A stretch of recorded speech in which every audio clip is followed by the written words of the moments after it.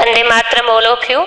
प्रतिस्पर्धा के online classes पे आपका स्वागत है। अगर आप तैयारी कर रहे हैं किसी भी कंपटीशन एग्जाम की, अपनी तैयारी को एक डायरेक्शन देना चाहते हैं तो कंटिन्यू जुड़े रहिए मेरे साथ। देखिए स्टूडेंट, आज का हमारा टॉपिक है कंट्रोल एंड कोऑर्डिनेशन।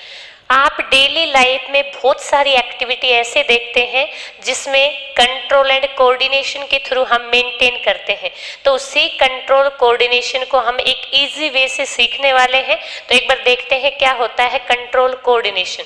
देखिए स्टूडेंट, कंट्रोल कोऑर्डिनेशन में आज हम बहुत सारे पार्ट्स पढ़ने वाले हैं। हमारी बॉडी की जो भी एक्टिविटी है, जैसे फॉर एग्जांपल वॉकिंग करना, स्लीपिंग, राइटिंग, रीडिंग, इन सब के अंदर कंट्रोल एंड कोऑर्डिनेशन होता है।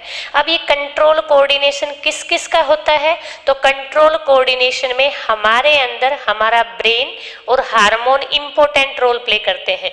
तो कंट्रोल कोऑर्डिनेशन में सबसे पहले हम पढ़ते हैं CNS के बारे में, जिसको आप कहते हो सेंट्रल नर्व सिस्टम। उसके बाद सेकंड आता है हमारा PNS, जिसको हम बोलते हैं पेरिफेरल नर्व सिस्टम। अब बात आती है सेंट्रल नर्व सिस्टम में क्या क्या ऑर्गन्स हैं जो टेक पार्ट करते हैं इस प्रोसेस को मेंटेन करने में। तो CNS के अंदर सबसे पहले आता है हमारा ब्रेन। इसमें हम डिटेल से ब्रेन के बारे में देखने वाले हैं। और ब्रेन में क्या प्रेजेंट होती है? आप कहेंगे बहुत सारी नर्व सेल्स या न्यूरॉन प्रेजेंट होते हैं, इसलिए न्यूरॉन को नर्व सिस्टम की स्ट्रक्चरल एंड फंक्शनल यूनिट बोलते हैं। देन CNS के अंदर ये दूसरा पार्ट हमारा आता है स्पाइनल कॉर्ड, जिसको आप वर्टिब्री कॉलम भी बोलते हैं। देखिए स्टूडेंट, CNS मतलब सेंट्रल नर्व सिस्टम। तो आप देखें आपकी बॉडी के सेंटर में क्या चीज प्रेजेंट है, तो आप कहेंगे मैम ब्रेन है, और ब्रेन किससे अटैच है? आपकी स्पाइनल कॉर्ड से, इस तरह से। तो CNS के अंदर दो आप कह सकते हैं पार्ट्स इंक्लूड होते हैं, this is the brain and second is the spinal cord. तो इस तरह से हम कह सकते हैं, मान लीजिए ये आपका ब्रेन का पार्ट है और this is the spinal cord, जिसे आप वर्टिब्री कॉलम भी बोलते हैं। तो CNS जो है वो हमारी बॉडी के कंट्रोल कोऑर्डिनेशन में इंपॉर्टेंट रोल प्ले करता है। उसके बाद आता है ब्रेन के अंदर ऐसे कौन सी सेल्स प्रेजेंट होती हैं जो इस प्रोसेस को कैरी आउट करती हैं। तो हमारे ब्रेन के अंदर या पूरे नर्व सिस्टम के अंदर नर्व सिस्टम, तो नर्व सिस्टम के हमने दो पार्ट देखे, this is the CNS and this is the PNS। Nerve system जो होता है वो बना किसका होता है? जिस तरह से हमारी बॉडी सेल से मिलकर बनी है, ऐसे ही हमारा न्यूरल सिस्टम जो है वो न्यूरॉन से मिलकर बना है। लेकिन जो सिंपल ऑर्गेनिज्म होते हैं उनमें नर्व सेल होती हैं, जबकि कॉम्प्लेक्स ऑर्गेनिज्म के अंदर न्यूरॉन्स प्रेजेंट होते हैं। तो आप कह सकते हैं कि कंट्रोल कोऑर्डिनेशन जो है न्यूरॉन के थ्रू होता है, और न्यूरॉन जो है मैक्सिमम किसके अंदर होते हैं? CNS के अंदर होते हैं, सेंट्रल नर्व सिस्टम के अंदर होते हैं। उसके बाद आता है बेटा PNS। PNS का मतलब होता है पेरिफेरल नर्व सिस्टम। देखिए PNS में आता है, जैसे हमारे बॉडी के सेंटर में ब्रेन एंड स्पाइनल कॉर्ड है, ऐसे ही बचा हुआ बॉडी का सारा पार्ट जो है PNS के अंदर आता है। तो इसके अंदर क्या क्या आते हैं आपके? PNS के अंदर एक आता है बेटा आपका ANS, जिसको हम बोलते हैं ऑटोनोमस नर्व सिस्टम। इसके अंदर मोस्टली ऐसे एक्शन होते हैं जो इनवॉलेंट्री होते हैं। और सेकंड आता है आपका वॉलेंट्री।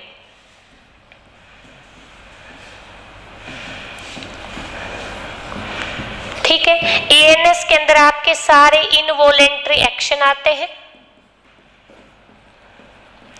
जिस पर आपका कोई कंट्रोल नहीं होता, और रिफ्लेक्स एक्शन भी आता है। जबकि वॉलेंट्री जो भी एक्टिविटी है वो सब किसके अंदर आती हैं? आप कह सकते हैं PNS के अंदर। अब बात आती है PNS में और भी बहुत सारे न्यूरॉन्स होते हैं। न्यूरॉन्स के बहुत सारे टाइप्स होते हैं जो हमारी बॉडी में वर्किंग करते हैं। तो न्यूरॉन्स के टाइप को भी एक बार हम देखते हैं। तो ब्रेन्स के अंदर ये न्यूरॉन्स है, नर्व सेल्स डेवलप होकर न्यूरॉन की फॉर्मेशन करती है। इस तरह से हमारी बॉडी में कंट्रोल कोऑर्डिनेशन होता है। तो कंट्रोल कोऑर्डिनेशन में आपका ब्रेन या मैं कहूँ आपका नर्व सिस्टम और आपके एंडोक्राइन सिस्टम दोनों मिलकर कंट्रोल कोऑर्डिनेशन करते हैं। तो मैं ब्रीफ में कह सकती हूँ कि हमारी बॉडी के अंदर कंट्रोल कोऑर्डिनेशन नर्व सिस्टम के थ्रू और एंडोक्राइन सिस्टम के थ्रू होता है।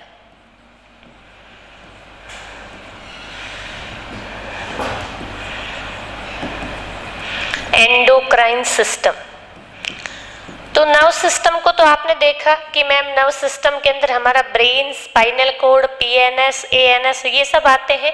फिर बात आती है कि एंडोक्राइन सिस्टम के अंदर क्या आता है।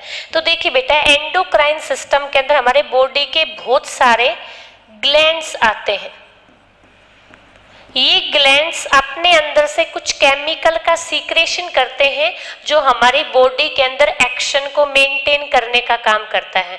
तो हम कह सकते हैं कि डेवलप ऑर्गेनिज्म में control and coordination nerve system के थ्रू भी होता है और किसके थ्रू होता है, एंडोक्राइन सिस्टम के थ्रू। इन्हीं सभी बातों को हम डिटेल से पढ़ने वाले हैं इस चैप्टर के अंदर। तो चलते हम अपने नेक्स्ट स्लाइड के ऊपर। तो ये this is the control and coordination. उसके बाद आता है वही बात जो मैंने अभी अभी आपको बताई कि हमारी बॉडी में कंट्रोल कोऑर्डिनेशन जो है किसके थ्रू होता है, नर्व सिस्टम के थ्रू होता है और एंडोक्राइन सिस्टम के थ्रू। तो this is the nerve system और this is the endocrine system. लेकिन प्लांट्स के केस में एंडोक्राइन सिस्टम अब्सेंट होता है। तो कोई आपसे पूछे कि प्लांट्स के अंदर कंट्रोल कोऑर्डिनेशन किसके थ्रू होता है, तो आप कहेंगे कि प्लांट के अंदर कंट्रोल और कोऑर्डिनेशन जो होता है वो या तो मोमेंट के थ्रू होता है या हार्मोन्स के थ्रू होता है, क्योंकि उनके अंदर नर्व सिस्टम अब्सेंट होता है। इसलिए आप देखें न्यूरॉन की वजह से हमें सेंसेशन फील होता है। जैसे फॉर एग्जाम्पल अगर कोई भी हम एक्शन करते तो उसके अपोजिट रिएक्शन होते हैं। जैसे आपको किसी ने गुस्सा दिलाया तो हो सकता है आप बुक को फाड़ दें, हो सकता है कि आपको कोई आपका कोई मतलब चीज आपसे छीने तो आप कोई ना कोई रिएक्शन करते हैं। लेकिन प्लांट्स के साथ ऐसा नहीं है। आप प्लांट को काटो तो रोते थोड़ी है, भाई हमें पेन हो रहा है, लेकिन हमें होता है क्यों, क्योंकि प्लांट्स के अंदर एंड जो है एक केवल जो है प्लांट के अंदर कंट्रोल कोऑर्डिनेशन या तो मोमेंट के थ्रू होता है या फिर हार्मोन्स के थ्रू होता है। क्यों, क्योंकि प्लांट्स के अंदर बेटा एंडोक्राइन सिस्टम ही इंपॉर्टेंट रोल प्ले करता है, उसमें हार्मोन नहीं होते। आप इस बात को ऐसे कनेक्ट कर सकते हैं। देखिए बेटा, हमारे अंदर कंट्रोल कोऑर्डिनेशन नर्व सिस्टम से होता है और दूसरा एंडोक्राइन से होता है, जबकि प्लांट के केस में कंट्रोल कोऑर्डिनेशन जो होता है वो ओनली और ओनली या तो मोमेंट के थ्रू होता है या फिर आप कह सकते हैं हार्मोन्स के थ्रू होता है। मोमेंट कैसे, जैसे आप देखेंगे कि प्लांट का स्टेम जो पार्ट है वो हमेशा लाइट की तरफ मूव करता है और जो रूट है वो हमेशा अर्थ की तरफ मूव करती है। जैसे फॉर एग्जाम्पल हमने यहाँ पर एक प्लांट उगाया तो आप देखेंगे उस प्लांट का जो स्टेम पार्ट है, जो लीफ वाला पार्ट है, वो लाइट की तरफ बेंड हो जाएगा, जबकि जो रूट है वो हमेशा अर्थ की तरफ जाती है। तो दिस इज द मोमेंट। तो ये क्या है, एक तरह से मोमेंट है जिसके थ्रू अपना कंट्रोल एंड कोऑर्डिनेशन करता है। प्लांट्स के अंदर नर्व सिस्टम नहीं होता है, इसलिए उनके अंदर फीलिंग्स नहीं होती है, उनको पेन नहीं होता है या वो काटने पर उनको गर्मी सर्दी नहीं लगती। हमारी तरह से थोड़ी है, सर्दी आ गई तो उनको ब्लेजर चाहिए पहनने के लिए, स्वेटर चाहिए। क्यों, क्योंकि उनके अंदर कंट्रोल कोऑर्डिनेशन जो है ओनली मोमेंट के थ्रू होता है, उनमें न्यूरॉन्स अब्सेंट होते हैं, इसलिए उनको सेंसेशन नहीं होता है। तो एनिमल के केस में इनसे होता है, लेकिन प्लांट के केस में आपसे पूछे तो आप प्लांट के केस में कहेंगे मोमेंट से होता है और सेकंड आप कहेंगे प्लांट हार्मोन से होता है। प्लांट हार्मोन्स क्या होते हैं बेटा, ये कभी हम प्लांट फिजियोलॉजी में पढ़ेंगे। अभी आप इतना समझ लें कि प्लांट्स के अंदर भी हमारी तरह कुछ हार्मोन्स प्रिपेयर होते हैं। ये हार्मोन प्लांट की ग्रोथ में और उसके डेवलपमेंट में इंपॉर्टेंट रोल प्ले करते हैं। जैसे किसी हार्मोन की वजह से प्लांट की ग्रोथ हाइट अच्छी होती है, किसी की वजह से उसमें ब्रांच ज़्यादा होती है। इसी तरह से जो एनिमल्स के अंदर हार्मोन होते हैं, ऐसे प्लांट्स में भी हार्मोन होते हैं। उसके बाद आता है कि हमारा जो नर्व सिस्टम है वो नर्व सेल से मिलकर बना है और यही नर्व सेल बाद में न्यूरॉन बनाती हैं। देखिए बेटा, आपको पता है कि साइंस में कोई भी चीज का ओरिजिन या डेवलपमेंट एकदम से नहीं हुआ, धीरे धीरे उसके अंदर टाइम टू टाइम डेवलपमेंट हुआ है। इसलिए सबसे पहले जो है सिंपल ऑर्गेनिज्म है उनमें कंट्रोल कोऑर्डिनेशन के लिए नर्व सेल बनी, जैसे हाइड्रा में। हाइड्रा जो है इसके अंदर आपसे पूछे कंट्रोल कोऑर्डिनेशन किसके थ्रू होता है, तो आप कहेंगे हाइड्रा में कंट्रोल कोऑर्डिनेशन नर्व सेल के थ्रू होता है। ये नर्व सेल इस तरह से विजिबल होती है। बाद में यही नर्व सेल डेवलप होकर न्यूरॉन बनाती है। क्या प्रिपेयर करती हैं? न्यूरॉन्स।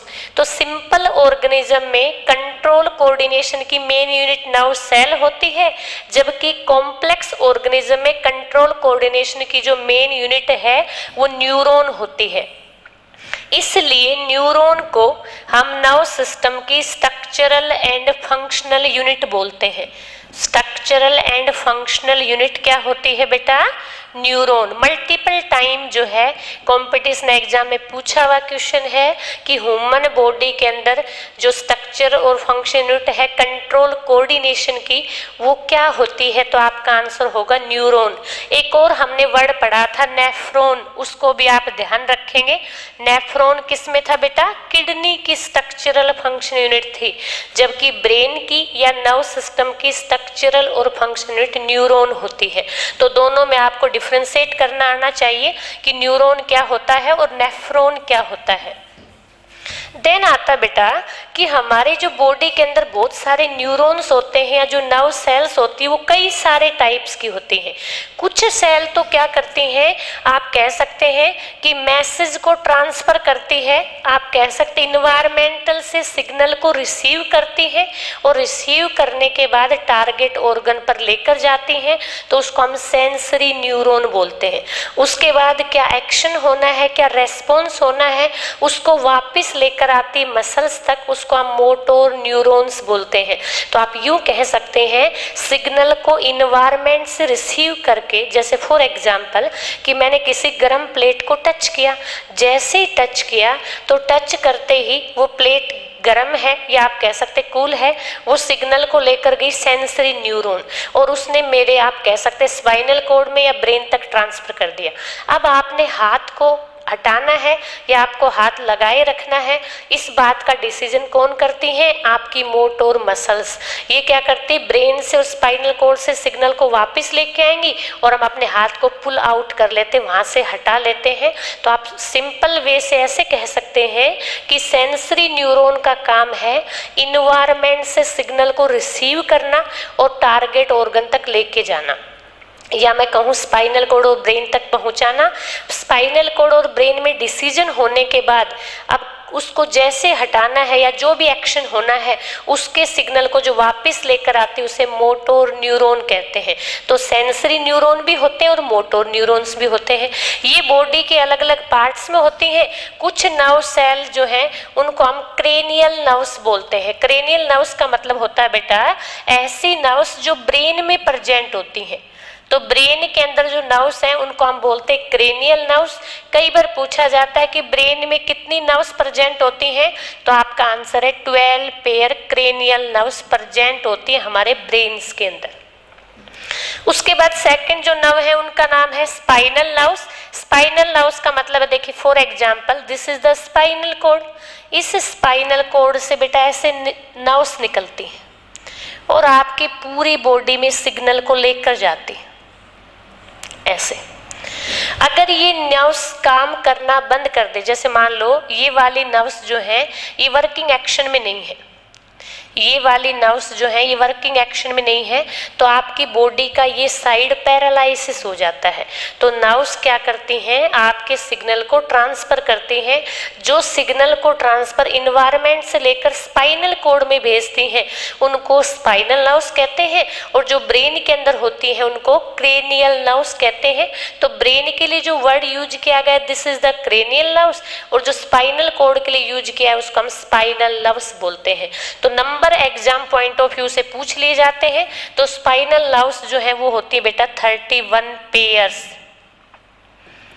और बोन कोई पूछे तो कि आपके स्पाइनल कॉर्ड में बोन कितनी होती है, तो बोन 26 होती हैं, जबकि नर्व्स कितनी होती है, 31 पेयर्स होती हैं। एक और नर्व्स होती हैं जिसको हम बोलते हैं विसरल नर्व्स। बेटा कुछ नर्व्स ऐसी होती हैं जो हमारे बॉडी के इंटरनल ऑर्गन्स के अंदर होती हैं, जैसे आपके हार्ट्स में, आपके किडनी में, आपके अदर इंटरनल ऑर्गन में, उसे हम विसरल नर्व्स बोलते हैं। तो मैं सिंपल वे से यूं कह सकती हूं कि नर्व्स 3 टाइप्स की होती हैं। One is the cranial nerves, these nerves present in A brain, जो कितनी होती है, 12 पेयर।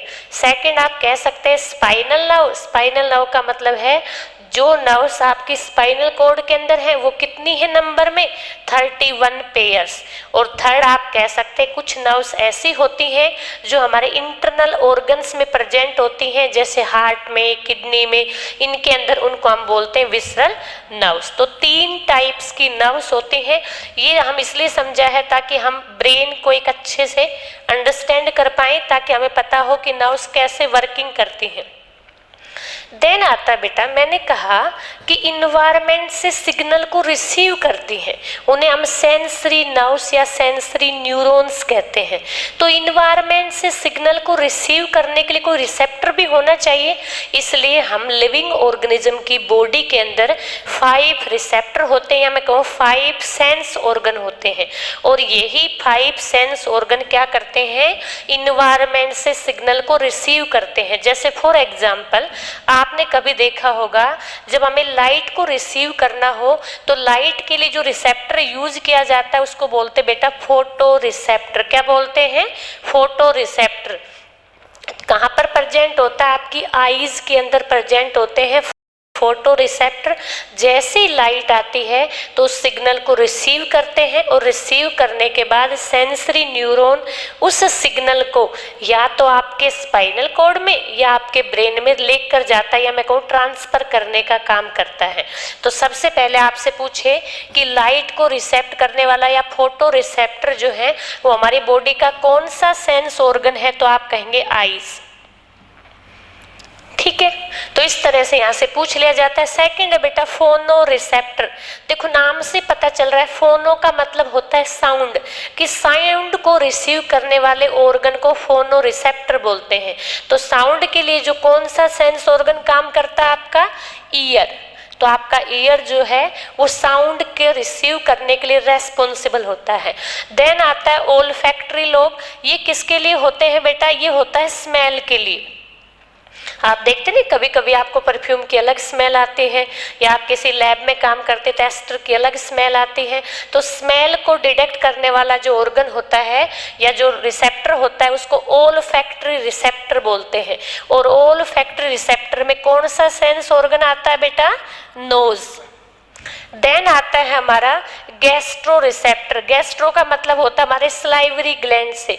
और आपको पता है जब भी आप कभी फूड टेस्ट करते हैं, आप कहते हैं ना कभी कभी कि बहुत टेस्टी फूड बनाया है ना, तो कौन से रिसेप्टर के थ्रू रिसेप्ट होता है, गैस्ट्रो रिसेप्टर। और टेस्ट कौन करती है, हमारी टंग। देन आता है बेटा थर्मो रिसेप्टर। थर्मो रिसेप्टर का मतलब होता है टेम्परेचर, और टेम्परेचर को कौन डिटेक्ट करता है, हमारी स्किन। तो इस तरह से हम कह सकते हैं कि सबसे पहले हमारे बॉडी के जो 5 सेंस ऑर्गन हैं वो एक रिसेप्टर की तरह बिहेव करते हैं और इन्वायरमेंट से सिग्नल को रिसीव करते हैं। जैसे लाइट को रिसीव किया जाता है आई सेंस ऑर्गन से, आपसे पूछे स्मेल को किससे रिसीव किया जाता है, नोज से। साउंड को किससे रिसीव किया जाता है, आप कहते हैं आपके ईयर से। और आपको टेम्परेचर, कभी देखते नहीं ऐसे हाथ को टच करके तो हमें पता चलता है कि आज आप हॉट हैं या कूल हैं, है ना। तो कूलिंग और हीटिंग जो इफेक्ट है वो किससे पता चलता है, स्किन से पता चलता है। तो ये 5 सेंस ऑर्गन जो होते हैं ये रिसेप्टर की तरह बिहेव करते हैं और इनका काम होता है इन्वायरमेंटल से सिग्नल को रिसीव करना, ताकि आपका ब्रेन जो है वो रेस्पॉन्स कर पाए या उसको जो भी मैसेज हम पहुंचा रहे हैं उसके अकॉर्डिंग रिएक्ट कर पाए। तो इस तरह से सिल्ट्यूमेशन जो है वर्किंग करते हैं हमारी बॉडी के अंदर। उसके बाद मैंने कहा बेटा कि हम सब का जो नर्व सिस्टम है वो न्यूरॉन से मिलकर बना है। अब न्यूरॉन एक्चुअली दिखता कैसा है, तो हमारा जो न्यूरॉन्स है वो इस तरह से विजिबल होता है। तो देखिए न्यूरॉन के जनरली 3 जो है पार्ट्स होते हैं एक न्यूरॉन के। आप इसको इस तरह से कनेक्ट कर सकते हैं। देखिए बेटा ये एक न्यूरॉन है। एक न्यूरॉन के 3 पार्ट्स हैं। सबसे आउटर रीजन को हम डेंड्राइट्स बोलते हैं। क्या बोलते हैं? डेंड्राइट्स बोलते हैं। देखिए इस तरह से आपको दिखाई देता है, ये डेंड्राइट्स है। This is the dendrites. Same इस तरह से आपको विजिबल हो रहा है ये डेंड्राइट्स। इस वाले पार्ट्स को बेटा डेंड्राइड कहा जाता है। This is the dendrites. Branch like structure present होती है, इसे हम डेंड्राइड कहते हैं। इसी पार्ट के ऊपर हमारे सेंस ऑर्गन के रिसेप्टर होते हैं। तो सिग्नल को इन्वायरमेंट से रिसीव करने का काम कौन करता है? डेंड्राइट्स करता है। तो डेंड्राइट्स ने क्या करा? सिग्नल को रिसीव करा और रिसीव करके न्यूरॉन का दूसरा जो पार्ट है जिसे हम कहते हैं बेटा सेल बॉडी, आपको इस तरह से विजिबल है। This is the cell body. Neuron का दूसरा जो पार्ट उसे हम सेल बॉडी बोलते हैं। इसके अंदर बहुत सारा साइटोप्लाज्मा होता है, सेंटर में न्यूक्लियस होता है, बीच में छोटे छोटे नेसल्स बॉडी होती हैं जो प्रोटीन के पार्टिकल्स होते हैं। उसके बाद जो थर्ड पार्ट है वो एक ट्यूब लाइक स्ट्रक्चर जैसा होता है जिसे हम एक्सोन कहते हैं। क्या कहते हैं? एक्सोन कहते हैं। तो मैं यूँ कह सकती हूँ कि हमारा एक न्यूरॉन जो है वो 3 मेनली पार्ट्स से मिलकर बना है। सबसे एंटीरियर पार्ट को डेंड्राइड बोलते हैं, जो एक ब्रांच लाइक स्ट्रक्चर होता है। देखो आपको अपने हाथ की जैसे फिंगर्स हैं इस तरह से विजिबल है डेंड्राइड्स, और ये क्या करता है? सिग्नल को रिसीव करता है। तो सेम इस तरह से विजिबल है डेंड्राइड। आप यहाँ भी देख सकते हैं। This is the dendrites. ये डेंड्राइड ने क्या किया? सिग्नल को रिसीव किया और सिग्नल को रिसीव करने के बाद सेल बॉडी के अंदर ट्रांसफर कर दिया। अब सेल बॉडी ने उस सिग्नल को ट्रांसफर किया एक्सोन में, और बेटा एक्सोन में जो सिग्नल ट्रांसफर होते हैं वो इलेक्ट्रिक फॉर्म में होते हैं। किस में होते हैं? इलेक्ट्रिक फॉर्म में। नहीं तो ऐसा होता कि हम किसी गर्म चीज को टच करते और हमारा हाथ ही जल जाता, तब हमें पता चलता कि यहाँ से रिमूव आउट करना है या पुल आउट करना है। इसलिए सिग्नल बहुत जल्दी से पास होते हैं। ऐसे हमारी बॉडी में करोड़ों मिलियंस नंबर ऑफ क्या होते हैं? न्यूरॉन्स होते हैं। और ये न्यूरॉन आपके, इसलिए कभी कभी आपको बोला नहीं जाता, जब भी कभी आप फ्री हो तो आपको ऐसे बैठना चाहिए। क्यों?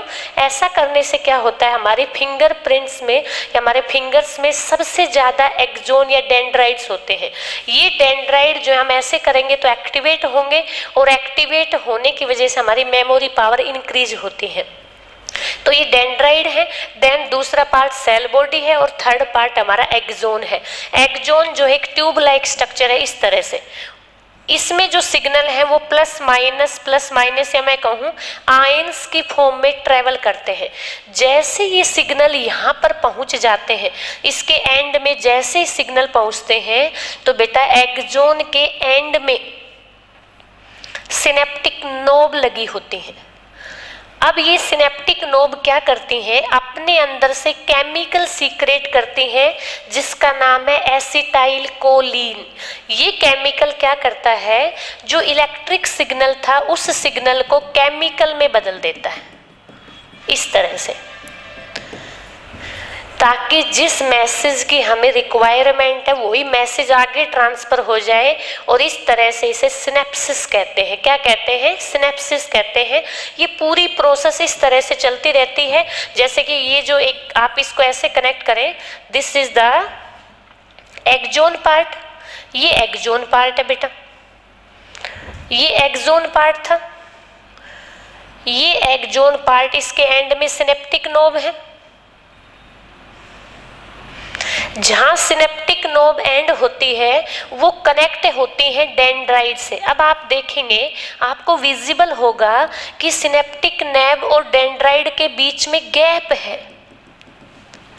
इस गैप के अंदर सिग्नल कैसे ट्रांसफर होंगे? इसलिए ताकि सिग्नल के अंदर कोई बैरियर नहीं आए ट्रांसफर होने में, इसलिए सिनेप्टिक नोब अपने अंदर से केमिकल निकालती है, और उस केमिकल के अंदर आप कह सकते हैं हमारे मैसेज होते हैं। उन मैसेज को रिसीव कर लेती हैं कौन? डेंड्राइड्स। और ये डेंड्राइड रिसीव करके दोबारा से न्यूक्लियस में भेजती हैं, देन फिर दोबारा किसके अंदर जाता है, एक्सोन में, और एक्सोन में जाने के बाद यहाँ से फिर दूसरा क्या स्टार्ट हो जाता है बेटा, दूसरा आप कह सकते हैं न्यूरॉन स्टार्ट हो जाता है। इस तरह हमारी पूरी की पूरी बॉडी में डेंड्राइड, एक्सोन या मैं कहूँ न्यूरॉन की एक लंबी चेन होती है। अगर ये चेन ब्रेक हो जाए तो हम सिग्नल को रिसीव नहीं कर पाते और डिसीजन मेकिंग में टाइम लगाते हैं, या हम कह सकते हैं सेंसेशन वीक हो जाती है हम लिविंग ऑर्गेनिज्म की। तो इस तरह से हमारी पूरी बॉडी के अंदर, नर्व सिस्टम के अंदर न्यूरॉन होते हैं। आपके ब्रेन से लेके पूरे स्पाइनल कोड के अंदर ये न्यूरॉन होते हैं और ये क्या करते हैं, सिग्नल को हमारी पूरी बॉडी में ट्रांसफर करते हैं। अगर किसी की बॉडी में न्यूरॉन कम हो जाए तो ऐसे लोगों में आप कह सकते हैं अलर्टनेस कम होती है, सिल्ट्यूमेशन कम होता है, या मेमोरी पावर वीक हो जाती है। क्यों? क्योंकि मैसेज ईजिली से ट्रांसफर नहीं हो पाते, इसलिए न्यूरॉन हमारे लिए इतनी ज़रूरी है। तो आपने कभी कभी नोट किया होगा, अगर कभी हमारे ब्रेन में चोट लग जाए तो आप कोमा में चले जाते हैं और आप बहुत सारे पास्ट ईयर की चीज़ें भूल जाएं। क्यों? क्योंकि हमारे न्यूरॉन डीएक्टिवेट हो चुके हैं या न्यूरॉन फंक्शन में नहीं है, तब ऐसा हो जाता है। तो इस तरह से हमारे न्यूरॉन वर्क करते हैं। न्यूरॉन एक इम्पोर्टेंट पार्ट है और एग्जाम में यहाँ से पूछा जाता है, तो आपको ध्यान रखना है कि नर्व सिस्टम की स्ट्रक्चरल और जो फंक्शनल यूनिट होती है वो न्यूरॉन होती है। न्यूरॉन जनरली 3 पार्ट से मिलकर बना होता है। सबसे एंटीरियर पार्ट को हम क्या कह रहे हैं, डेंड्राइड कह रहे हैं। This is the branch like structure.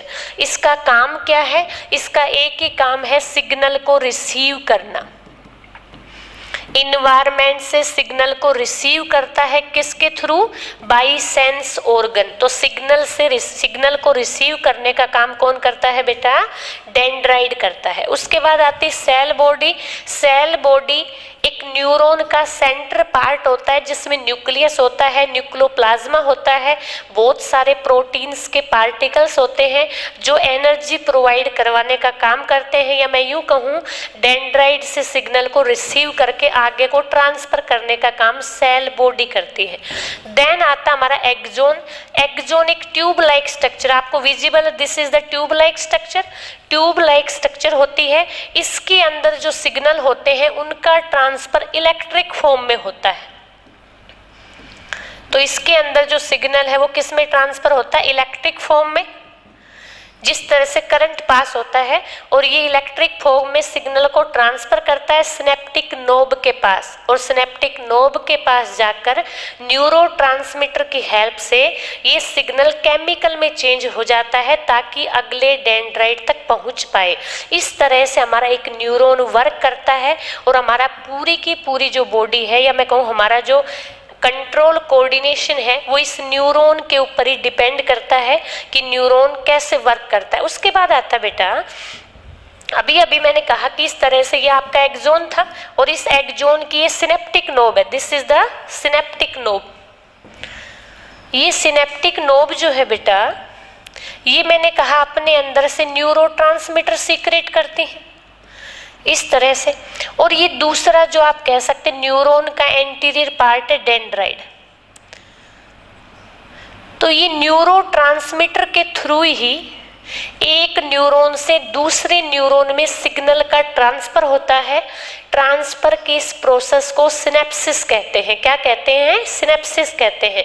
तो आप यूं कह सकते हैं, एक न्यूरॉन का तो आप कह सकते हैं एक्सोन का एंड पार्ट सिनेप्टिक नोब, और दूसरे न्यूरॉन का डेंड्राइड पार्ट जिस पाथ पर मिलते हैं, और दोनों मिलकर आप कह सकते हैं इलेक्ट्रिक सिग्नल केमिकल में चेंज होते हैं, और जो भी डिसीजन मेकिंग की प्रोसेस होती है उसे ही सिनेप्सिस कहते हैं। तो ये वाला जो मैकेनिज्म है, दिस इज द सिनेप्सिस।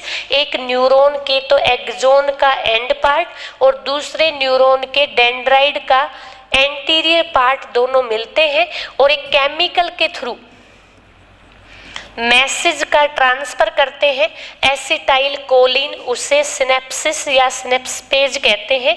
ये लिखा हुआ न्यूरोट्रांसमीटर। न्यूरोट्रांसमीटर का मतलब होता है सिग्नल को एक न्यूरॉन से दूसरे न्यूरॉन के डेंड्राइड में ट्रांसफर करना। इसी को हम मैकेनिज्म ऑफ न्यूरॉन भी कहते हैं।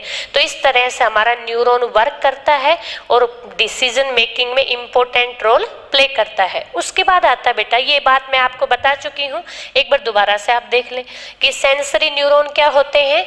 इन्वायरमेंट से सिग्नल को लेते हैं, या तो स्पाइनल कॉर्ड में ट्रांसफर करते हैं या ब्रेन में करते हैं।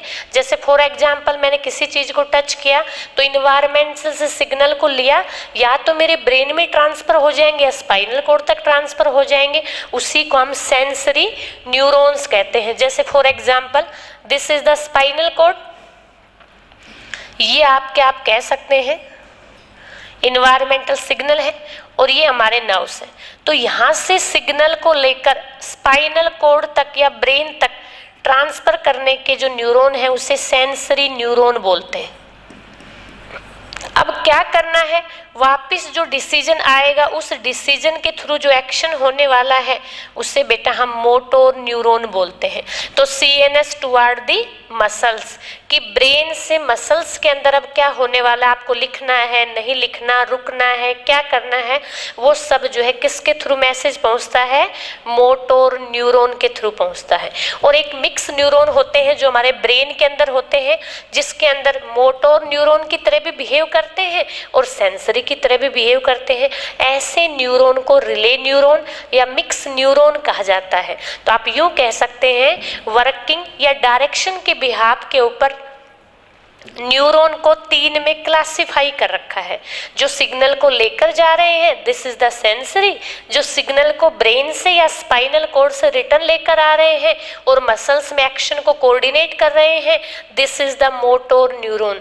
और कुछ न्यूरॉन ऐसे होते हैं जो कभी कभी तो सेंसरी की तरह बिहेव करते हैं और कभी कभी मोटोर की तरह, उसे हम रिले न्यूरॉन कहते हैं। This is the neuron. I hope आपको न्यूरॉन जो है बहुत अच्छे से क्लियर होगा। उसके बाद हम देखते हैं कि हमारा कंट्रोल कोऑर्डिनेशन में ब्रेन का इंपॉर्टेंट रोल है। तो एक बार देखते हैं कि ब्रेन कैसे वर्किंग करता है, ब्रेन के क्या क्या पार्ट्स हैं। ब्रेन की वर्किंग को समझने में पहले हमें उसके पार्ट्स के बारे में बहुत अच्छे से पता होना चाहिए, ताकि हम वर्किंग को अच्छे से अंडरस्टैंड कर पाएं। आई होप आप ये समझने के बाद आपको इसमें क्लियरिटी आएगी। तो देखिए बेटा, ये जनरली हमने 2 बात की थी। क्या क्या था एक बार आप देखेंगे, आप मुझे एक बार बताएंगे। हमने जब स्टार्टिंग किया तो हमने कहा था कि CNS के 2 पार्ट है ना, सॉरी NVS के 2 पार्ट है, नर्व सिस्टम के, नर्व सिस्टम या कंट्रोल कोऑर्डिनेशन के 2 पार्ट्स हैं। One is the CNS, second is the PNS, जिसे आप पेरिफेरल नर्व सिस्टम कह रहे हैं। पेरिफेरल नर्व सिस्टम ने हमने कहा था बेटा ANS, जिसको आप ऑटोनोमिक नर्व सिस्टम कहते हैं। सेकंड होता है वॉलेंट्री और एक होता है इनवॉलेंट्री। इनवॉलेंट्री और रिफ्लेक्स एक्शन को बेटा हम कभी कभी ANS के अंदर भी इंक्लूड कर लेते हैं। उसके बाद ANS में 2 वर्ड और आते हैं, सिंपैथिक और पैरासिम्पैथिक। देखिए बेटा, PNS जो है पेरिफेरल नर्व सिस्टम के अंदर हमारी बॉडी की बहुत सारी एक्टिविटी आती है, जिसे हम ऑटोनोमिक नर्व सिस्टम बोलते हैं। हमारी बॉडी में बहुत सारे एक्शन होते रहते हैं। जनरली एक्शन 3 टाइप्स के हैं। One is the voluntary, second is involuntary and third is reflex action. एक बार हम इन तीनों को देखते हैं एग्जाम्पल के थ्रू, ताकि आपको पता चले कि वॉलेंट्री कैसे वर्क करते हैं, इनवॉलेंट्री कैसे वर्क करते हैं। देखिए, सबसे पहले बात करते हैं वॉलेंट्री के बारे में। देखिए,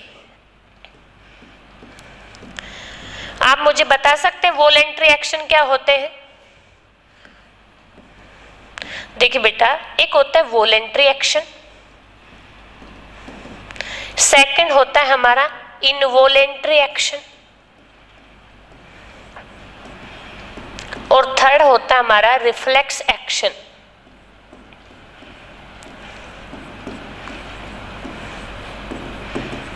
आप यूं कह सकते हैं वॉलेंट्री एक्शंस के अंदर वॉलेंट्री मसल्स होती हैं।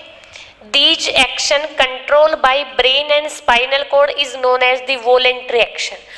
मतलब कोई भी ऐसा एक्शन जिसमें ब्रेन और स्पाइनल कॉर्ड का इंपॉर्टेंट रोल हो उसे हम वॉलेंट्री कहते हैं। जैसे फॉर एग्जांपल आप याद करें, जब क्लास में कोई टीचर है और आपको कोई बात करनी है तो आप कैसे कैसे धीरे धीरे बात करते कि टीचर को पता नहीं चले, और जैसे ही टीचर क्लास से बाहर होता है तो आपका जो एक्शन है वो अलग तरीके से होता है।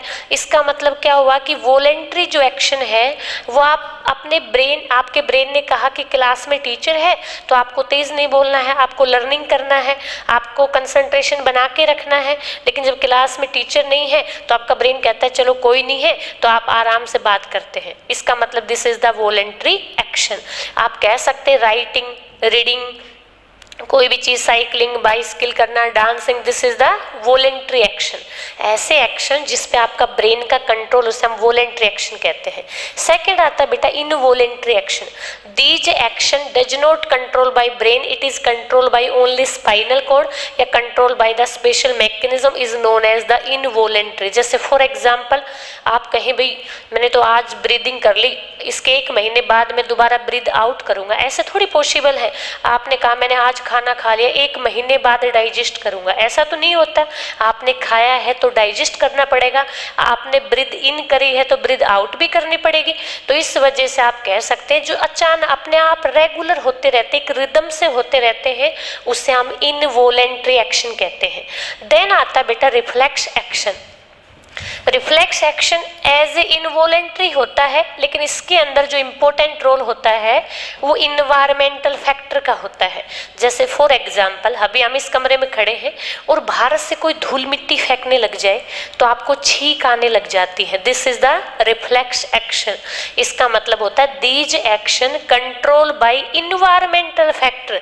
आप सोचो बाहर से कोई इस तरह से डस्ट पार्टिकल नहीं फेंकता तो आपको छींक नहीं आती।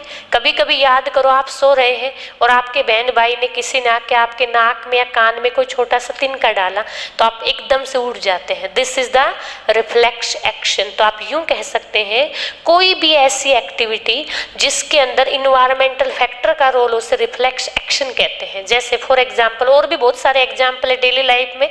जैसे आप जा रहे थे और कोई डॉगी आपके पीछे पड़ गया तो आप दौड़ने लग जाते हैं। तो अचानक, या मैं यूं कह सकती हूँ सडन होने वाली इन्वायरमेंटल प्रोसेस या सडन होने वाली ऐसी प्रोसेस जो इन्वायरमेंटल कंडीशन पर डिपेंड करती है उसे हम रिफ्लेक्स एक्शन कहते हैं। क्या कहते हैं? रिफ्लेक्स एक्शन कहते हैं। तो इस तरह से 3 टाइप की ये प्रोसेस होती हैं। ये सब जो प्रोसेस है ये पीएनएस का पार्ट है, पेरिफेरल नर्व सिस्टम का पार्ट है। तो एक बार हम समझते हैं कि कैसे वर्क करते हैं। एक और वर्ड बेटा यूज किया है सिंपैथिक और पैरासिम्पैथिक। ये क्या होता है? देखिए वैसे तो यहाँ से कोई क्वेश्चन पूछा नहीं जाता, लेकिन कभी कभी इसको डिटेल में आपसे पूछे तो हमें थोड़ा सा आइडिया होना चाहिए। देखिए पैरासिम्पैथिक का मतलब होता है कोई भी चीज जो है उसका लो वो होना, और सिम्पैथिक मतलब क्या होता है? एक तरह से किसी चीज का हाई हो जाना। जैसे फॉर एग्जाम्पल जब कभी कभी आपको मान लो सीढ़ियाँ चढ़नी है तो ब्लड प्रेशर बढ़ गया है ना, आपको कोई भी चीज इंक्रीज हो जाना, उसको हम क्या कह सकते हैं? वो पैरासिम्पैथिक से कंट्रोल होती है। आप कोई भी वर्किंग करते रह जाते, जैसे मान लो आप खाना खा रहे हैं, अगर पैरासिम्पैथिक की वजह से आपने खाना स्टार्ट करा, अगर सिम्पैथिक नहीं होता तो आप खाना खाते ही रह जाते। फॉर एग्जाम्पल कोई इंसिडेंट हो गया, हम कहीं गए और मान लो कि कोई व्यक्ति की डेथ हो गई, हम वहाँ गए तो हम रोने लग जाते हैं। किसकी वजह से? पैरासिम्पैथिक, मतलब सिम्पैथिक चीजें मान लें आप, जो जो आपको सिम्पैथी देती है, ऐसे सारे वर्क को कंट्रोल पैरासिम्पैथिक करता है। नहीं तो हम रोते रह जाते, कभी चुप ही नहीं होते। इस बात को कंट्रोल कौन करता है? सिम्पैथिक करता है। तो सिम्पैथिक और पैरासिम्पैथिक भी हमारे एक्शन को कंट्रोल और कोऑर्डिनेशन करने में इंपॉर्टेंट रोल प्ले करते हैं। This is the sympathetic and parasympathetic. अब हम समझते हैं कि हमारा ब्रेन के कौन से पार्ट जो है इस एक्टिविटी में इन्वॉल्व होते हैं और किस तरह से वर्क करते हैं। देखिए स्टूडेंट, आपको जो ब्रेन अगर एक बार अच्छे से आपको समझ में आ गया, एनसीईआरटी बुक में ब्रेन के बहुत सारे डायग्राम विजिबल हैं, लेकिन उससे थोड़ा सा आपको क्लियर नहीं हो पाता, आपको लगता है मैम ये सब क्या दिखाई देता है, मैं इस तरह से ब्रेन। तो एक बार आप मेरे इस एग्जाम्पल से आप ब्रेन को समझे तो आपको ब्रेन से रिगार्डिंग कोई भी इश्यू नहीं रहेगा और आपको एक अच्छी सी बेसिक कॉन्सेप्ट होगा और आप सारे क्वेश्चन कर पाएंगे। देखिए बेटा, आपको पता है कि ब्रेन के 3 पार्ट्स होते हैं। One is the fore brain, ये हमारे ब्रेन का सबसे लार्जेस्ट पार्ट होता है। सेकंड कौन सा होता है? सेकंड होता है हमारा मिड ब्रेन। सब जानते हैं मिड ब्रेन के बारे में, तो सेकंड हमारा पार्ट है मिड ब्रेन। थर्ड हमारा पार्ट आता है जिसको हम बोलते हैं हाइंड ब्रेन। क्या बोलते हैं? Hind brain. फोर ब्रेन के भी जनरली कुछ और भी अदर पार्ट होते हैं, मैं कहूँ सब पार्ट्स होते हैं। सबसे पहला जो है जिसको हम कहते हैं सेरिबरम। सेकंड जो पार्ट है इसको हम बोलते हैं हाइपोथैलेमस।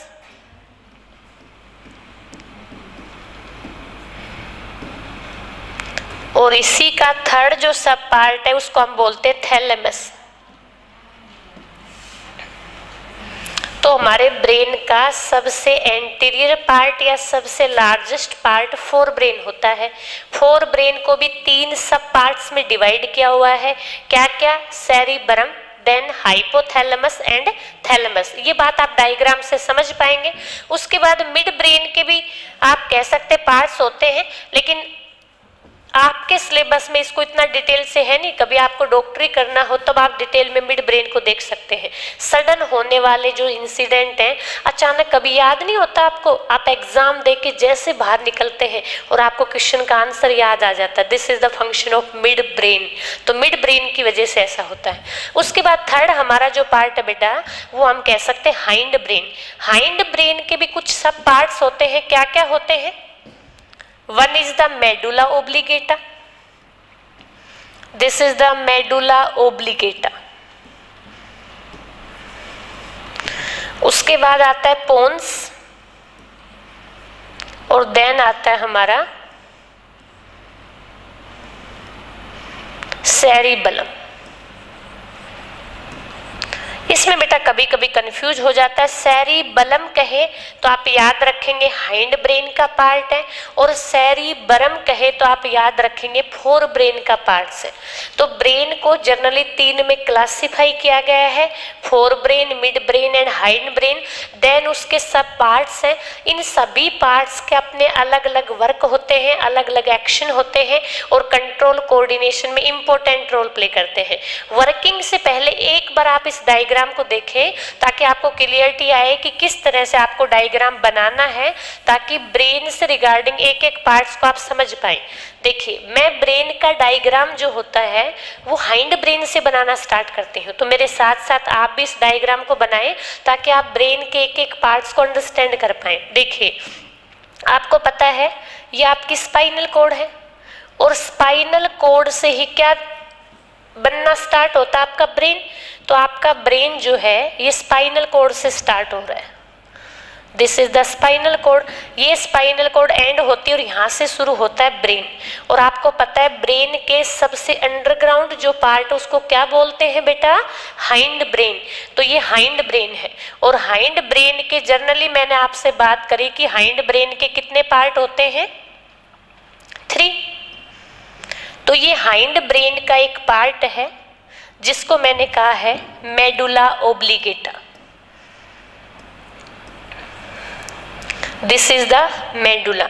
ये फोर ब्रेन का पार्ट है। मेडुला यहाँ से स्टार्ट हो रहा है। इस फोर ब्रेन मेडुला के बाद आपको पता है फोर ब्रेन का दूसरा पार्ट कौन सा होता है? अभी अभी मैंने आपको बताया था फ्लो चार्ट में। आप मान लो इसको मैं 3D से बना रही हूँ, आप इसको 3D की तरह समझेंगे तो याद रहेगा। इस तरह से मान लो ये आपके फोर ब्रेन का, हाइंड ब्रेन का ही पार्ट है बेटा, पोन्स। ठीक है। तो हाइंड ब्रेन के 2 पार्ट्स में लिख चुकी हूँ।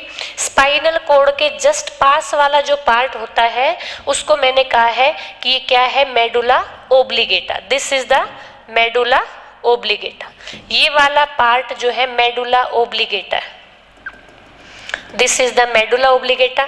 इसके ऊपर एक बॉक्स की तरह मैंने रखा है, दिस इज द पोन्स। इसको क्या नाम दिया है, पोन्स। उसके बाद पोन्स के बाद हमारा स्टार्ट होता है मिड ब्रेन। तो मैं इसको मिड ब्रेन को एक बॉक्स की तरह बना दूं, this is the mid brain. This is the mid brain. बेटा हाइंड ब्रेन का मेडुला, पोन्स और मिड ब्रेन तीनों पार्ट्स को मिलाकर ब्रेन स्टेम कह दिया जाता है। तो कभी कभी आपसे पूछे कि ब्रेन स्टेम है क्या, या कहे ब्रेन स्टेम में ब्रेन के कौन से पार्ट इंक्लूड होते हैं, तो आप कहेंगे हाइंड ब्रेन, या मैं कहूँ मेडुला ओब्लिगेटा, पोन्स और मिड ब्रेन के पार्ट्स को मिलाकर ब्रेन स्टेम रिकॉल करते हैं। तो this is the brain stem. अब मिड ब्रेन हो चुका है।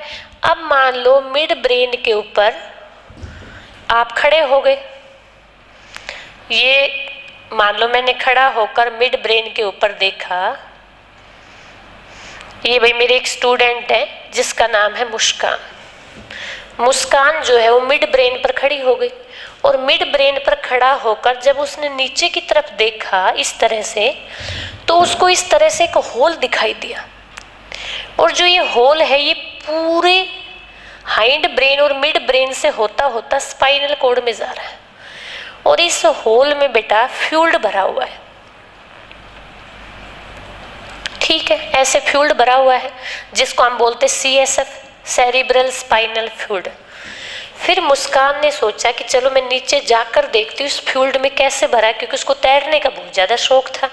तो जैसे ही वो इस टैंक में आती है तो सबसे पहले मिड ब्रेन में आएगी, देन पोन्स में आई, और जैसे वो मेडुला में एंटर करने लगती है तो उसको लगता है कि पोंड का साइज इंक्रीज हो रहा है। इस तरह बड़ा सा पोंड बना हुआ है, और इस पूरे पोंड के अंदर भी क्या भरा हुआ है, CSF फील है।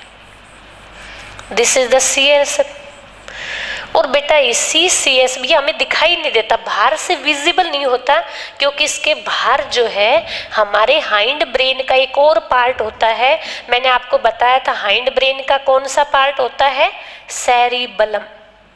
तो इस तरह से सेरिबलम लगा होता है, तो आपको जो ये पोंड है ना ये विजिबल नहीं होता है। तो मुस्कान ने सोचा चलो भाई मैंने पोंड में देख भी लिया, तो सबसे पहले वो पोंड में से फिर उसने सोचा चलो भाई घूम लिए, वापस चलते हैं। जैसे वो मिड ब्रेन के रूप पर पहुंची तो उसने सोचा भाई देखते हैं सामने भी है क्या कुछ। तो उसको मिड ब्रेन जो है उसके बिल्कुल फ्रंट में, उसके सामने, उसको इस तरह से आप कह सकते एक और टैंक विजिबल हुआ। This is the second tank. Mid brain की जब रूप से उसने देखा तो उसको इस तरह से एक सेकंड टैंक विजिबल हुआ। फिर उसने लगा कि भाई नीचे भी टैंक था, सामने भी है, तो हो सकता है बैक में भी कुछ होगा। तो उसने बैक में जैसे ही मुड़कर देखा तो उसको बैक में इस तरह से एक स्ट्रक्चर दिखाई दी। इस स्ट्रक्चर को बोलते हैं बेटा पीनियल ग्लैंड। क्या बोलते हैं, पीनियल ग्लैंड। इस तरह से एक स्ट्रक्चर विजिबल हुई और उसका नाम दिया हमने पीनियल ग्लैंड। जब ग्लैंड्स आएंगे तो आपको ये डाउट नहीं रहेगा मैम आप तो ब्रेन में पीनियल ग्लैंड्स बता रहे थे, कहाँ पर है। तो बेटा ये वैसे हमें विजिबल नहीं होता, लेकिन आप इस तरह से देखेंगे तो आप समझ पाएंगे किस तरह से होते हैं। तो this is the pineal gland. फिर मुस्कान को लगा चलो भाई मैं नीचे टैंक में तो मैंने घूम के आ गई या स्विमिंग करके आ गई, चलो ऊपर वाले टैंक में और चलते हैं। जैसे ही वो इस टैंक में तैरती हुई आ गई, मान लो यहाँ पहुँच गई मुस्कान, तो यहाँ जैसे पहुँची तो उसको इस तरह की स्ट्रक्चर दिखाई दी। This is the thalamus. इसे क्या कहते हैं बेटा, थैलेमस। आपको पता है फोर ब्रेन का पार्ट क्या होता है, थैलेमस और हाइपोथैलेमस। उसके बाद उसको लगा अच्छा अब तक तो भाई जैसे वो यहाँ पे खड़ी थी तो मिड ब्रेन की रूप थी, अब मुस्कान को लगने लग गया डर कि भाई कैसे वो आगे जाए। तो फिर उसको लगा आगे उसको दिखाई दी इस तरह से रेलिंग लगी हुई, जैसे छत पर होती ना रेलिंग्स, ऐसे लगी हुई दिखाई दी। और जो रेलिंग लाइक स्ट्रक्चर थी इसको हम कहते हैं हाइपोथैलेमस। क्या कहते हैं बेटा? हाइपोथैलेमस। उसके बाद उसने देखा कि थैलेमस के नीचे जब झुककर देखा तो उसको विजिबल हुआ यहाँ भी कुछ लगा हुआ है, और इस तरह थैलेमस के नीचे एक स्ट्रक्चर होती है जिसको हम बोलते हैं पिट्यूटरी ग्लैंड। क्या बोलते हैं? Pituitary gland. Pituitary gland.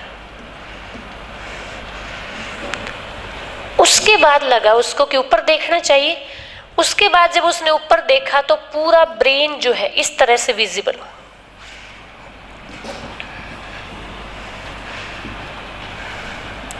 ये मिड ब्रेन तक होता है।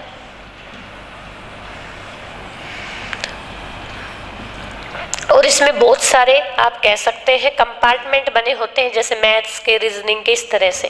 तो एक बार आप इस स्ट्रक्चर को कनेक्ट करेंगे तो आप बहुत अच्छे समझ पाएंगे। आप इसको यहाँ भी देख सकते हैं। देखिए, सबसे पहले ये हमारी स्पाइनल कॉर्ड है। ये स्पाइनल कॉर्ड जो है इसके सबसे फर्स्ट पार्ट में जो स्टार्ट हो रहा है आपका, this is the hind brain. और हाइंड ब्रेन का भी कौन सा पार्ट बेटा? मेडुला ओब्लिगेटा। तो आप यूं मान ले, दिस इज द मेडुला ओब्लिगेटा। जो मैंने यहां बनाया है, दिस इज द मेडुला ओब्लिगेटा। तो सबसे पहले ये स्पाइनल कॉर्ड, स्पाइनल कॉर्ड से हमारा स्टार्ट होता है मेडुला ओब्लिगेटा। मेडुला ओब्लिगेटा के ऊपर जो आपने एक बॉक्स बनाया था इस तरह का, जो इस तरह से बॉक्स बना हुआ है, दिस इज द पोन्स। इस पोन्स के ऊपर एक और बॉक्स रखा हुआ है जिसको हमने कहा है मिड ब्रेन। और मिड ब्रेन जो है इसके आप कह सकते हैं बैक साइड जो है पीनियल ग्लैंड लगा हुआ है, और इसके सामने हाइपोथैलेमस और थैलेमस लगे हुए हैं। उसके बाद ये पूरे ये वाला जो पार्ट है, एक बार देखिए मैं इसको रब कर रही हूँ, आप पार्ट्स को समझ पाएंगे शायद। इस तरह से जो है ये पूरा जो पार्ट्स है ये हमें विजिबल नहीं होता। ये पूरा पार्ट इस तरह से कवर होता है तो ब्रेन के अंदर आपको दिखाई नहीं देता।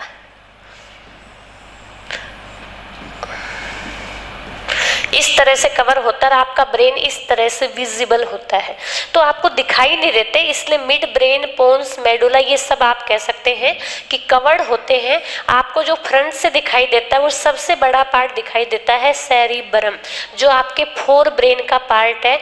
और फोर ब्रेन का सबसे बड़ा पार्ट को दो पार्ट्स में बांटा हुआ है। इसको हम कह सकते हैं लेफ्ट हेमिस्फीयर, और दूसरी तरफ को हम कह सकते हैं राइट हेमिस्फीयर।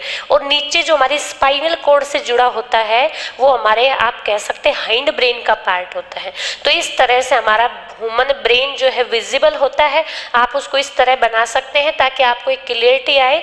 जब ब्रेन के हम फंक्शन पढ़ें तो आप इजीली से उस चीज को अंडरस्टैंड कर पाएं कि ब्रेन के जो फंक्शन है वो कैसे वर्क करते हैं। उसके बाद एक और जो इम्पोर्टेंट बात है वो हमें पता होनी चाहिए। बेटा, हमारा जो फोर ब्रेन है, या मैं कहूँ हमारा जो ब्रेन है, वो ऐसे ही नहीं होता कि ऐसे खाली रखा हुआ है। उस ब्रेन के बाहर कवरिंग होती है, और ये कवरिंग जो होती है इसे मीनिंग्स बोलते हैं। इस तरह देखिए आप, ये लेयर्स होती हैं, दिस इज द लेयर्स। इन्हीं लेयर्स को मीनिंग्स बोलते हैं। आपका ब्रेन जो है बहुत इंपॉर्टेंट है, इसलिए बहुत प्रोटेक्टिव एक कवरिंग में रखा हुआ है। इस तरह से तीन लेयर्स होती हैं, इनके अंदर हमारा ब्रेन रखा हुआ है, फोर ब्रेन, मिड ब्रेन और हाइंड ब्रेन। तो ये तीनों जो कवरिंग्स हैं इसे हम मीनिंग्स कहते हैं, या मैं कहूँ इसको क्रेनियम कहते हैं। क्रेनियम का मतलब एक ऐसा बॉक्स जिसमें हमारा ब्रेन रखा हुआ है। ये जो क्रेनियम होता है ये थ्री लेयर से मिलकर बना। आप इसको ऐसे कनेक्ट कर सकते हैं, जो सबसे बाहर की लेयर होती है ना बेटा, वो बहुत हार्ड होती है, और उसको हम बोलते हैं ड्यूरा मैटर।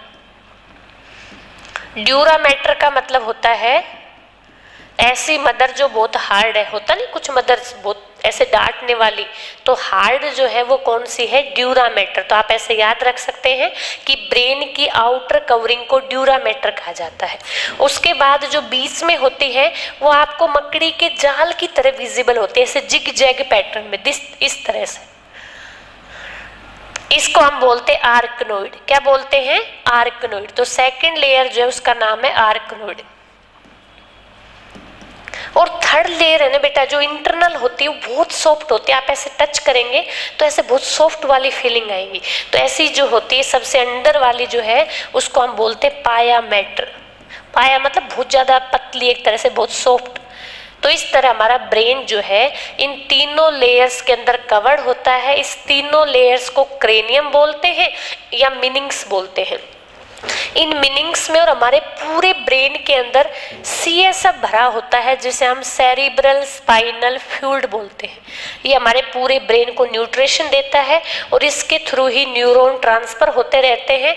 तो सीएसएफ जो होता है ब्रेन के आउटर साइड तो ग्रे मैटर का होता है और इनर साइड आप कह सकते हैं इस तरह से। देखो जैसे आपका ये ब्रेन है, इस ब्रेन के अपर साइड यहाँ पर तो आप कह सकते हैं जो आपके न्यूरॉन्स होते हैं वो वाइट दिखाई देते हैं। तो ब्रेन के तो बाहर वाइट मैटर होता है और सेंटर में ग्रे मैटर होता है, जबकि स्पाइनल कॉर्ड में जस्ट उल्टा होता है। स्पाइनल कॉर्ड के अंदर ग्रे मैटर तो बाहर की तरफ होता है और वाइट मैटर अंदर की तरफ होता है। इस तरह से पूरी स्पाइनल कॉर्ड और पूरे आप कह सकते ब्रेन के अंदर सीएसएफ भरा होता है। तो इस तरह से आप कनेक्ट कर सकते हैं हमारे ब्रेन को। आप इस डायग्राम को अच्छे से देख सकते हैं कि किस तरह से एक एक पार्ट को इसमें विजिबल है। उसके बाद आता है बेटा अगली स्लाइड में हम बात करेंगे ब्रेन के फंक्शन की। उससे पहले मैंने एक चीज और आपको बताई थी कि हमारी बॉडी में 3 टाइप के एक्शन होते हैं। One is the voluntary, second is involuntary and third is reflex action. तो एक बार देखते हैं रिफ्लेक्स एक्शन होता क्या है। मैं यूं कह सकती हूँ सडन होने वाली जो भी आप कह सकते एक्शन होते हैं उसको हम रिफ्लेक्स एक्शन बोलते हैं। कैसे होते हैं देखिए एक बार। सबसे पहले रिसेप्टर ने क्या किया, सिग्नल को रिसीव किया। जैसे फॉर एग्जांपल आपने किसी गर्म प्लेट को टच किया तो टच करते ही सेंसरी न्यूरॉन जो है सिग्नल को लेकर गए आपके स्पाइनल कॉर्ड में। देखो ये सिग्नल जा रहे हैं, रेड कलर की जो मसल्स है वो आपको विजिबल है, this is the sensory neurons. ये सिग्नल को लेकर जा रही है। जैसे ही सिग्नल यहाँ पर पहुंचे तो यहाँ से मैसेज ट्रांसफर हुआ कि भाई क्या करना है आपको, हाथ को आउट करना है या हाथ को पुट करना है। तो जैसे ही सिग्नल यहाँ से वापस आ रहे हैं तो सिग्नल को वापस लेकर आने का काम मोटोर न्यूरॉन्स कर रहे हैं। कौन कर रहे हैं, मोटोर न्यूरॉन ने सिग्नल को आपकी मसल्स में दिया और जैसे मसल्स में गया तो आपने हाथ को पुल आउट कर लिया। This is the reflex action. इसी को हम क्या कहते हैं, रिफ्लेक्स एक्शन। देखिए बेटा जनरली रिफ्लेक्स एक्शन 2 टाइप के होते हैं। जिस रिफ्लेक्स एक्शन में आपकी स्पाइनल कॉर्ड का रोल है तो उसको हम स्पाइनल रिफ्लेक्शन बोलते हैं, और जिस रिफ्लेक्शन में आपके ब्रेन का कंट्रोल कोऑर्डिनेशन है उसे हम सेरिब्रल रिफ्लेक्स एक्शन बोलते हैं। तो इस तरह से सडन होने वाली कोई भी एक्टिविटी उसे हम रिफ्लेक्शन कहते हैं, और इस एक्टिविटी को करने में जिस पाथ का फॉलो किया जाता है उसे रिफ्लेक्स आर्क कहते हैं या रिफ्लेक्शन पाथ कहते हैं। मतलब कहने का ये है अगर कोई मैसेज यहाँ से यहाँ तक ट्रेवल हुआ और उसके बाद डिसीजन के बाद कैसे ट्रांसफर होता है, इस पूरे पाथ को ही रिफ्लेक्स आर्क या रिफ्लेक्शन पाथ बोलते हैं। इस तरह हमारी डेली लाइफ में बहुत सारी एक्टिविटी होती हैं जो रिफ्लेक्शन के रिगार्डिंग है। तो आप डेली लाइफ की कुछ एक्टिविटी मेरे साथ शेयर करें कि आप कौन कौन सी ऐसी एक्टिविटी रिफ्लेक्स एक्शन की जो आप डेली लाइफ के अंदर देखते हैं। और मिलते हैं हम अपनी नई क्लास में ब्रेन की वर्किंग और उसके फंक्शन के साथ। I hope you understand.